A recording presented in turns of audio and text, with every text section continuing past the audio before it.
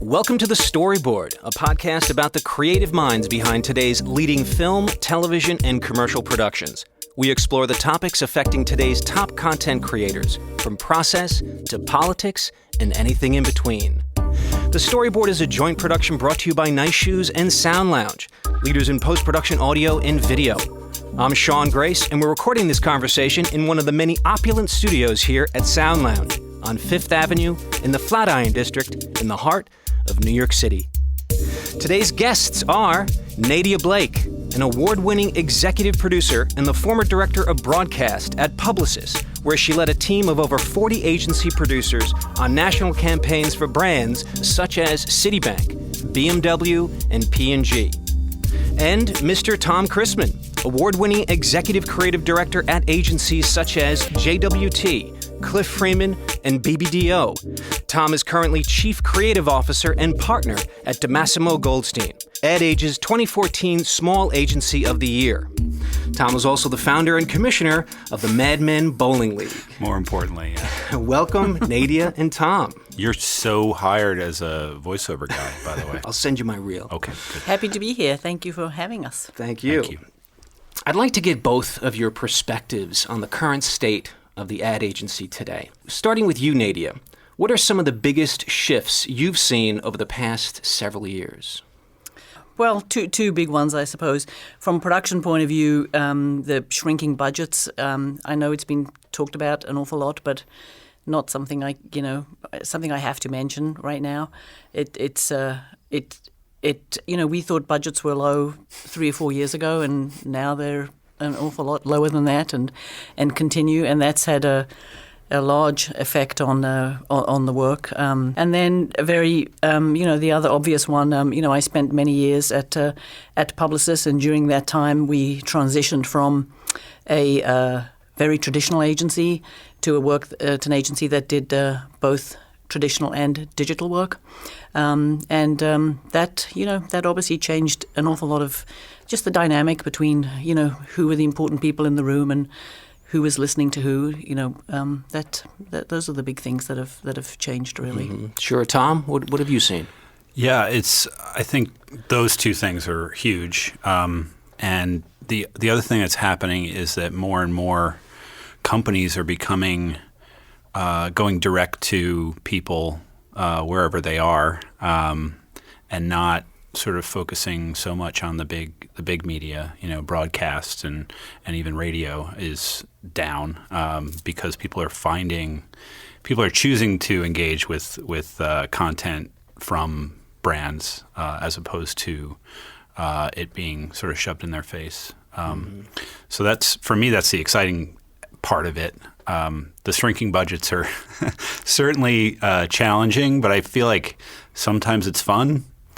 I'm used to just making things. When I was freelance, I would just make things for myself to do things. And it's sort of that mentality now in the agency, in all the agencies.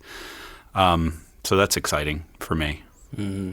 Yeah, I was at the ANA conference last fall down in Orlando, and I think it was the CMO of Pepsi who came out and said that the old model was you basically did 4 spots a year. Mm-hmm. You had 3 to 4 months to produce each one of them. You had anywhere between $1 to $2 million per spot to work with. That was fun. And that was the old model. But now you basically have to produce 400 pieces of content. You have to produce them every 8 days, and you have about 20,000 apiece. Yeah. So they said overall, he was saying that the budgets haven't necessarily decreased, but they've been just sliced and diced, and just in order to create exponentially more amounts of content. Yeah, and that takes more creativity, I think, than... Well, the other thing that I've been saying a lot is that I think it's such an exciting time to be a producer right now. 15 years ago, whenever it was, all the producers, we were all looking at each other saying, oh, the 30-second spot's dead. What are we all going to be doing? And in fact, now a good producer is so much more relevant than they were and so much more important because, the decisions are so different. It's easier in an awful lot of ways to have a great piece of creative and $1 million, and everybody wants to work on your piece. Mm-hmm. Whereas you've got 6 pieces of content to produce and $50,000. And really the producer is a key person in deciding or helping the team decide together. We shouldn't be making all 6 of those. With that kind of budget, it would be better to do 3 good ones. Or guess what? With this particular audience, we can actually make 8 for $50,000, depending on the content and the audience. And I think that, producers are such enablers right now and can bring a lot to the party. And also you can do more with less money now than you could back then. I mean, if you have an iPhone, we could make a commercial right here in this room for nothing and put it on Cameo, get it up on Vimeo, and hashtag that stuff and get it out on the interwebs. Right, exactly. More and more agencies are building out their own internal production and post-production divisions versus contracting outside independents. How do you think this affects the creative quality of the work, Tom? I think it's a function of having so many pieces to make.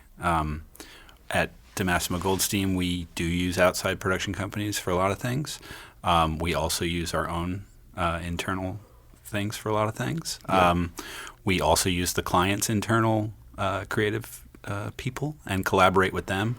So collaboration and getting along and being able to go down to Wilmington, Delaware, and sit in a room with the creative team of your client and be able to inspire them and get inspired by them and come up with ideas right there on the fly and make them happen is really important. And if you can have your own internal room where those young producers who are just native, like, oh yeah, we'll just shoot it on our iPhone and we'll get it up on, whatever new platform there is.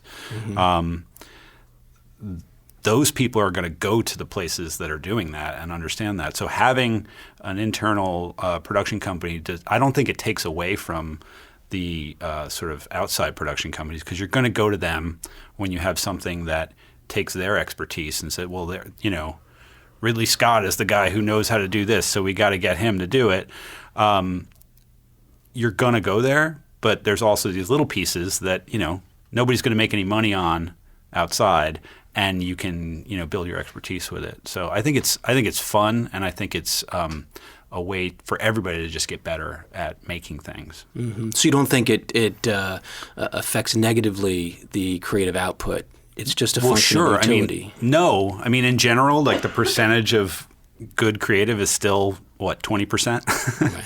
If that. And it always has been. Right. But if you look back at, commercials made by the big agencies back in the 60s and 70s, they're terrible now, if you look at it. It's just like, most of them are crap, but they just had the budgets and the time to make that crap really with a lot of money. There's going to be lots of crap, obviously, but you're going to get better and better, and the people that are good at things are going to rise to the top.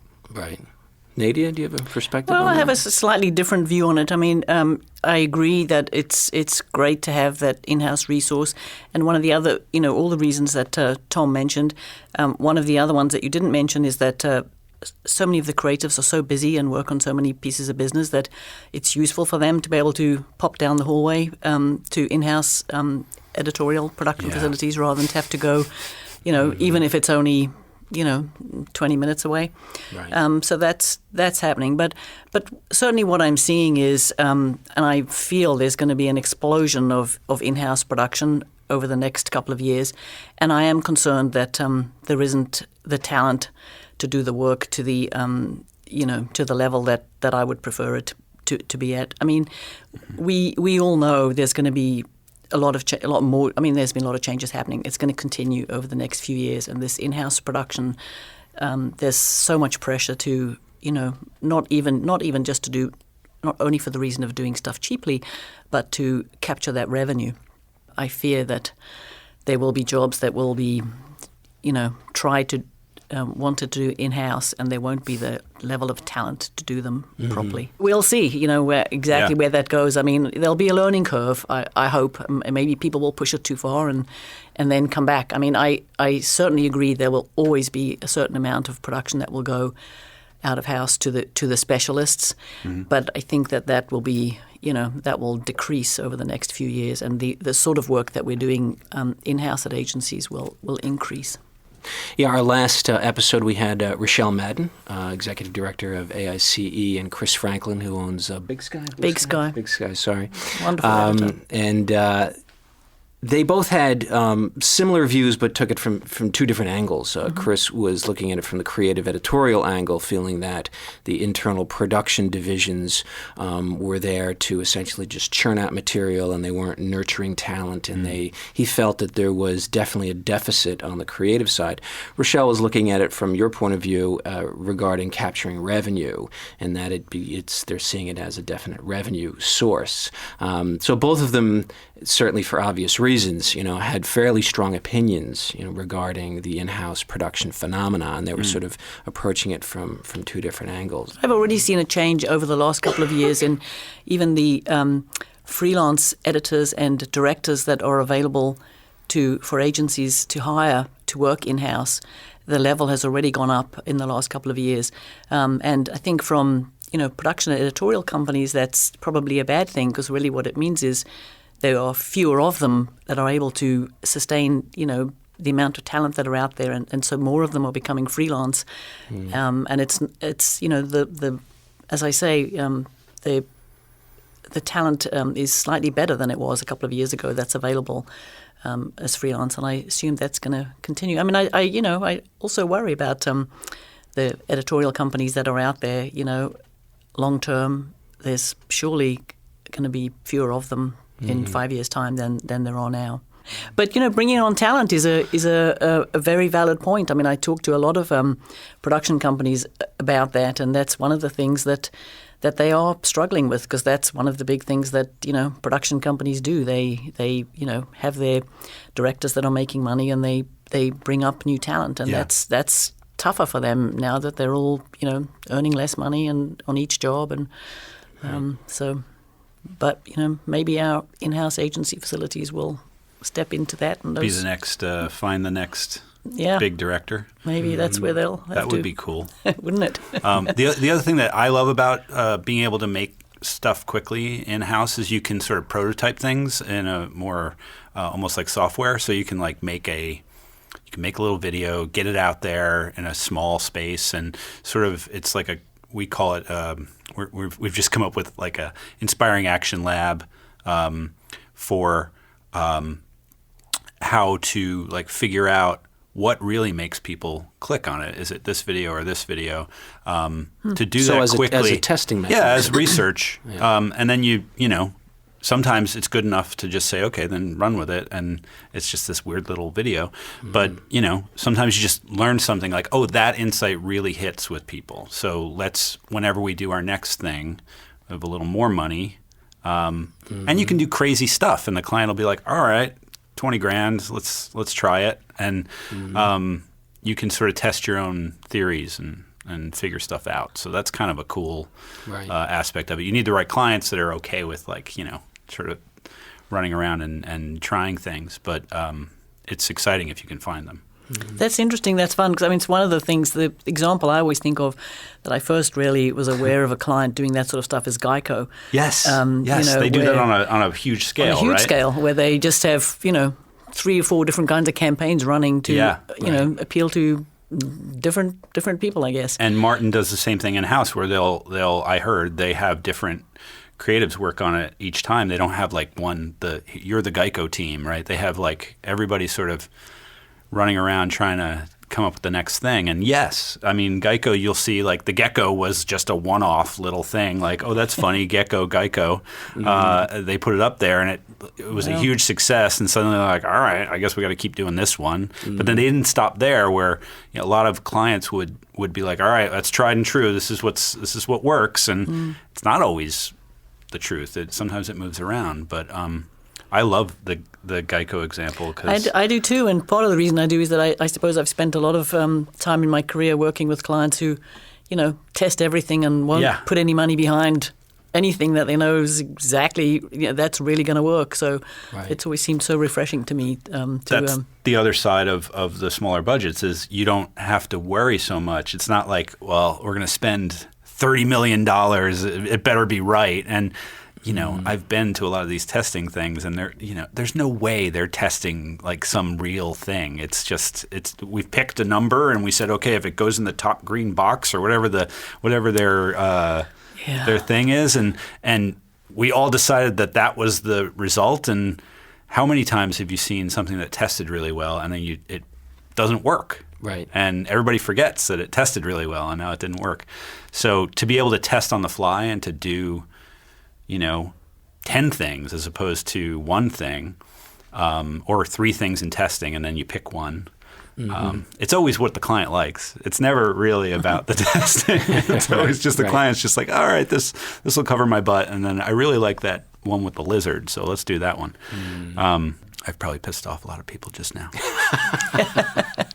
Traditional broadcast advertising was focused primarily on building brand awareness and loyalty. With the move towards digital and mobile, the focus is now on call to action and analytics and direct sales metrics. How is this affecting the creative content? Tom? DiMassimo Goldstein is we call ourselves an inspiring action company. What we mean by that is that actions are better than ads. The things you do in the world are so much more important than what you say you do. They should probably be the same.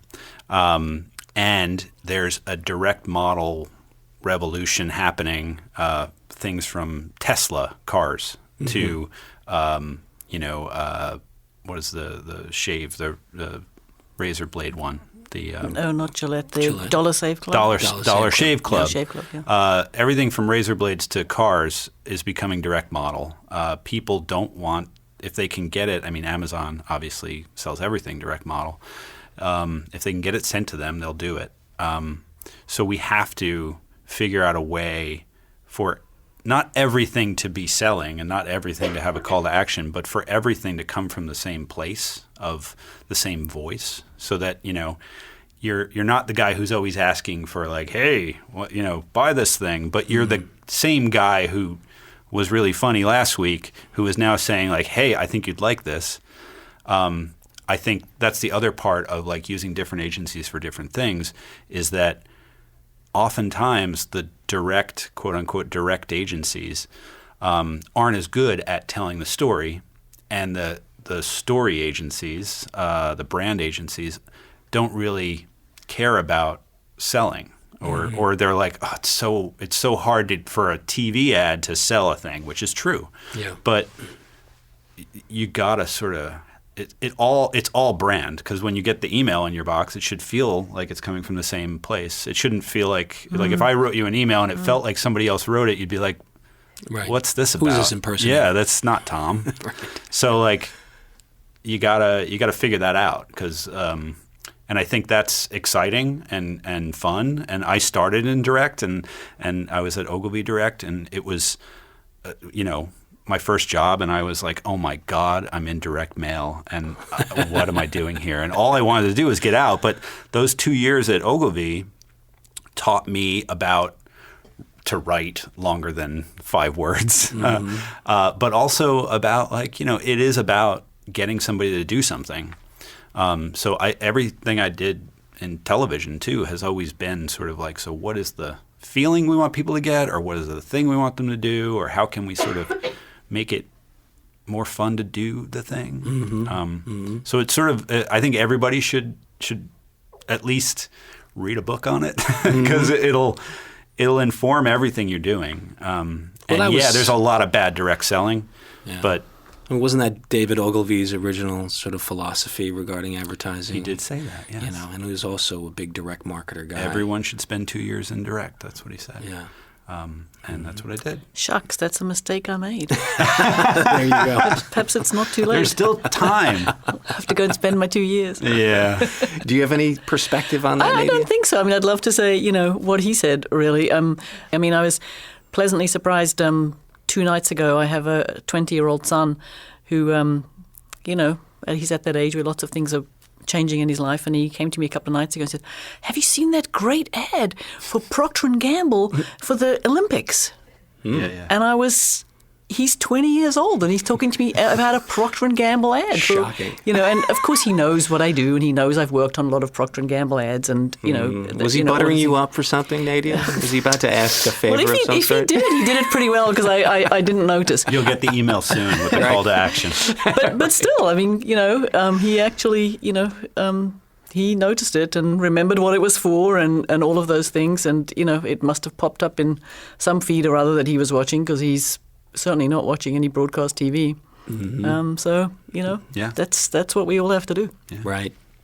Well, speaking of not watching broadcast TV, the term cord cutting is being used to describe a new generation of TV viewers who have either canceled or never subscribed to a cable TV package, instead choosing Apple TV or other streaming platforms for on-demand viewing ad-free. How does this trend portend the future of advertising? Nadia? Phew. Big question. What is the future of advertising? Big question. And I think it's the same answer, to be honest, about what we were just talking about, is that, we have to get people to be talking about our brands, however we do. Yes, we're not feeding them stuff that they captive and having to look at against their wills, and we have to find different ways to get it out there. Our social media feed, whatever we're all on, has become our news source, our advertising source. I know, it's so scary. All right, all of those things. So, some other friend is going to post something about, some new mascara that she loved, and I'm going to go and buy it, and you're going to see something about the Dollar Shave Club and so on, and that's that's where we have to that's where we have to move to. That's why, like, doing things as opposed to, like, spending all your time thinking about, like, how do we craft this message that is going to work and make everyone do what we want, like a robot. That was my robot voice. That's great. To sort of do things that are fun to do, like making I love the Prudential stuff that Droga's doing, like having a marathon or a race and having that race, split up into, like, do you want to go to college or do you not want to go to college, and like making it an event that everybody can enjoy, and then filming that and making that the content and using it for so many different things. It's more real, and it's if you can engage people in your company to do it and to share it, then you're going to form a better bond there. But then the content itself is going to feel more real, and people are going to want to be involved in it. And so it's not just I love the idea of that nobody's being forced to get the thing that they're getting.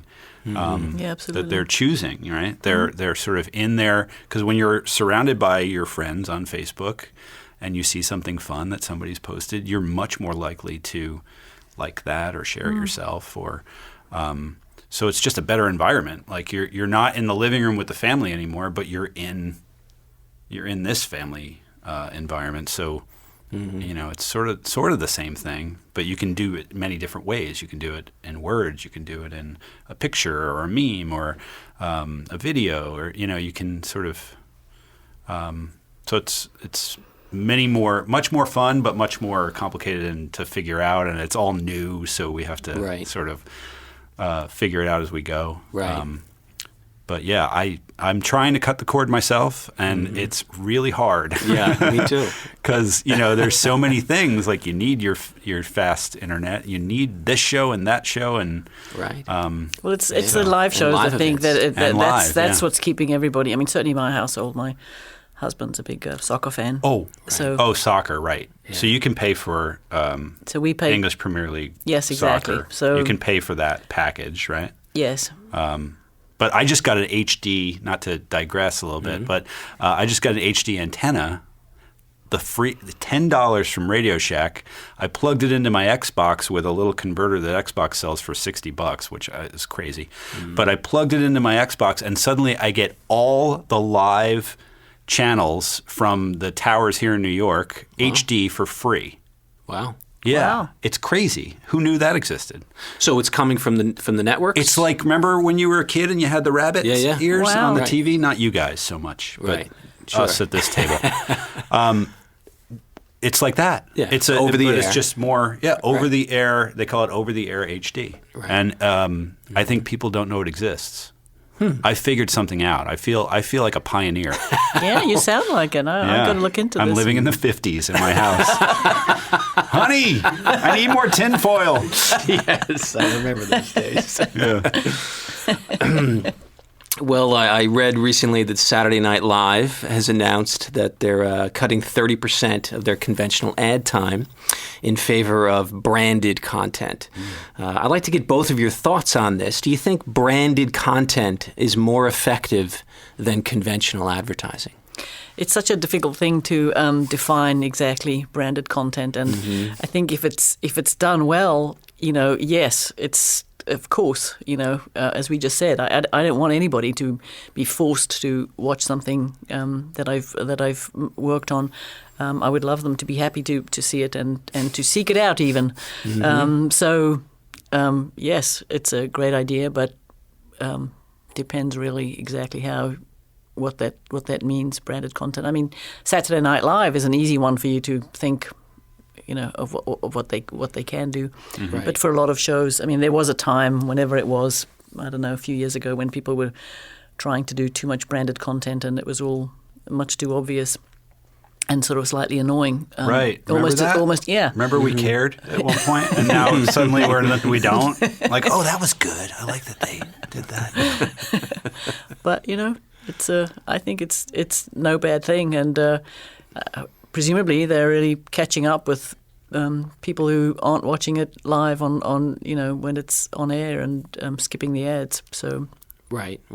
Well, I wonder, what's the difference, if there is a difference between native advertising and branded content. I often thought of them as pretty much the same thing. Yeah. Some people have different opinions about that. Tom? I don't know. I think the bad native advertising is like the old advertorial, where it pretends to be a piece of journalism in a magazine or a newspaper.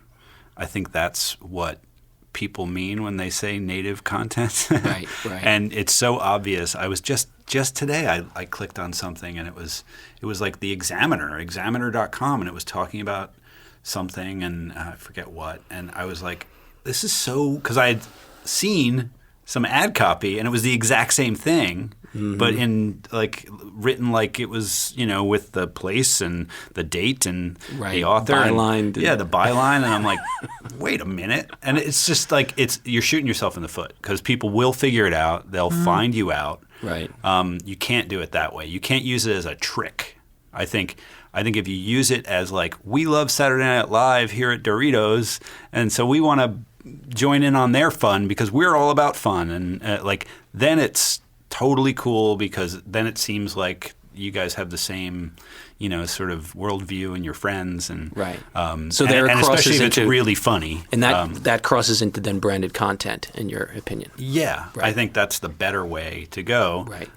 The other way to do it, and this is hard work for a lot of marketers, but is to create your own content. So if you want to write an article about the best way to eat Doritos or whatever it is, then write the article and have it be a blog post, or have it be a thing. Because I think what Saturday Night Live has realized is that people come to them for content. So why shouldn't they start making the ads instead of letting these ads interrupt them? Same thing with brands. I think, content that comes from brands a lot of times is pretty good. Dollar Shave Club is a great example. I get my little packet in the mail, and it's got the little box of razor blades, and it always says something funny on there, and I chuckle, and I read their little they have a little newsletter, and it's called The Bathroom Reader, and it's always, it's like Highlights magazine level of like humor, but it's funny, and they have reader testimonials and stories about like how readers, what readers' lives are like, or users, sorry, not readers, users' lives are like. So like I love that. I open it and I read it and it's funny and I toss it. But I think brands have to make the content and not pretend that whatever magazine is really that interested, because the magazine just wants the ad dollars, and that's why they write the native stuff. Yeah, I'm not pointing any fingers. I haven't mentioned any advertising. Well, New York Times made an announcement. You mentioned New York Times. I did not. I just want to point that out, New York Times. They had made an announcement a couple of years ago that they were going to put all this effort into native advertising, and they showed examples, and it was pretty much what you're describing regarding sort of like tricking readership. I'm like, are you kidding? I mean, is this really the direction that they're going to go? Wrong to me. And maybe they haven't, but I remember being sort of taken aback by that. Like, is this where we are? Yeah. Is this in the print world? Is this what it's come to? Yeah. And I wonder how the Saturday Night Live writers and actors feel about having to make Dorito jokes. Right. Or whatever they are, not Doritos. Well, I guess Maybe we'll not find Doritos. out. We'll see. Yeah. Right. But that whole tricking thing, I think, some of the digital work that's been done in the last 10 years, anybody that's worked on it, you learn very, very quickly that if you're trying to trick anybody, you get found out so quickly. So quickly. Yeah. If you pretend something's real, or that you really, set something up, and something was just happened, but you set it up, you get found out. And it's so much more work to do all that, because then you have to test it and be like, well, they know that it's real, and we'll, this isn't working. We have to do a different setup, and let's make something else up. But if you just live your, brand life and just do the things you're doing and make films about it and put it out there, how much better is that? Because you're having fun and you're doing your thing. And Right. Yeah. I think it's just better to just be honest. Right. Right. The authenticity thing. If you have to trick people, then maybe your product isn't so good. Maybe that's what it is. I want to switch gears for a moment here. Virtual reality is the hot new tech. It's getting a lot of attention these days. Tom, is DiMassimo producing any VR projects for clients? And, I'm actually a hologram right now. Very convincing, I have to say. I know. I even ate the cheese. Well done. Right? How did we do that? We have we've had people in, so we had experts come in and tell us about things. Unit 9 is one of them that came in and talked to us about how they work. It's fascinating. I think it's just another toy that we can use to do things. It would be fun to play around with. We pitched a couple of ideas recently to somebody. I'm not sure I can mention who. And it's really cool. I think it's it's a fun little toy that we can play around with. And again, the hardware is not expensive. They're making cameras now that are fairly cheap. Yeah, I was just out at NAB last week or 2 weeks ago, and I couldn't believe the square footage dedicated to VR and the huge variety of camera products as well as display products that are out there. But my question kept coming up, what's the application for marketers? I mean, on the New York Times virtual reality app, there was an ad for I'm going to mess up Hyatt or some vacation destination, and it was pretty cool. Because you're watching it, and it's definitely it's not one of those things where you have to watch it, but it was virtual reality content. So at this point, I'm like, I want to see it, especially as a marketer. I mean, I think it's incredibly cool, and I'm fascinated by it, and I've sorted out and talked to a few people about it. We also actually at Publicis pitched a couple of ideas which didn't end up going forward. I mean, I think it certainly has its place in cars, travel, all of and it's a tool. I find it hard journalism. I find it hard to imagine that it's going to be in any sort of mainstream advertising really anytime soon. Even the car. Cut to you with your Oculus Rift on, riding a unicorn through the universe. I have a picture of myself. I do have a picture of myself with that thing on when some digital domain guys were showing me some stuff that they did, which was really cool. And my assistant snuck in and took a picture of me of it when I didn't realize it was kind of fun. I mean, nobody looks stupider than that, right? Exactly. It's just exactly. And that's partly the point. I mean, for sports things, for example. I heard that, like Madison Square Garden could start selling seats, virtual seats, yeah. But, it's such a communal and social thing. Do we really want, do you want to sit around with a couple of guys all wearing the headsets, watching the game? Do you really, No. You don't want to do that. Not right now. But no. So again, cut to me with my Oculus Rift on. Yes. With a couple of guys in my you basement. miss your mouth when you try and get the, sip of beer. Alex, can someone, where am I?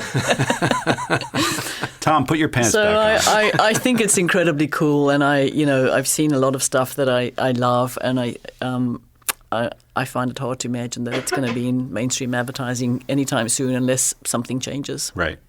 I can't wait till they make this podcast into a virtual reality experience, and we are actually sitting there with the people. Yes. It'll be amazing. We're working on that at Nice Shoes. I'm pointing at the person right now. I'm pointing at you. What's the agency of the future going to look like? Whoa. Say 10 years down the road from now. Tom? I have no idea. Yeah. I mean, 10 years ago, what was that? 2006. What was going on? Pretty much Hasn't the same changed thing that much. that's going on now. Mm-hmm. So, maybe not that different. Just the tools that we use. I mean, if you look back, if you watch Mad Men, it doesn't look that different than the agencies we're in now, right? I mean, it's a hallway and there's some offices and, a lot of us are sitting at big tables now. There's a creative team. Yep. But it's pretty much the same thing. Minus the drinking. People, Shucks. Well, right. I am completely wasted right now. But the things that we're making are just different, and you're always going to need. That's why I am so blessed. Did I just use the word blessed? You did. # blessed to be in this business because what else would I do? And it's the kind of thing where there's always going to be a need for taking a sort of weird bunch of things you want people to do or things you want people to think and putting them into a little package, whatever it is, virtual reality or holograms or, whatever the new entertainment thing is and making it amazing where people want to share it and watch it. And I think that will always – and whether that's a magazine ad back in Don Draper's day or it's – what we're doing now, I think it'll always the agency itself will always look the same, and you'll always I think clients will always need to go outside of themselves for that, and agencies will always have to go outside of themselves to get directors, and because if you do it all yourself, it ends up I don't know. There's something that isn't as fun about it, or believable, or forward thinking, or different. It gets stale. Right. So I think the collaboration will continue. It'll just be in different forms. I hope you're right. Me too. What am I going to do? Just sit there with my virtual reality headset on with no pants? With no pants. Yeah. That'll be nobody wants that. No. # blessed. All right, I want to thank my guests today, Nadia Blake and Tom Christmann, for spending time with us. That's where we're ending, on me with my pants off. That's where we're going to end. Virtual reality headset on. For the record, I want to tell you I still have mine on. Yeah. The Storyboard podcast is brought to you by Nice Shoes and Sound Lounge, leaders in post-production audio and video. Executive producers are Sean Grace and Mike Gullo, with producers Paul DeCames and Taylor Maggard. Audio recording by Miles Regan. Thanks, everyone. That's a wrap, and thanks so much for listening.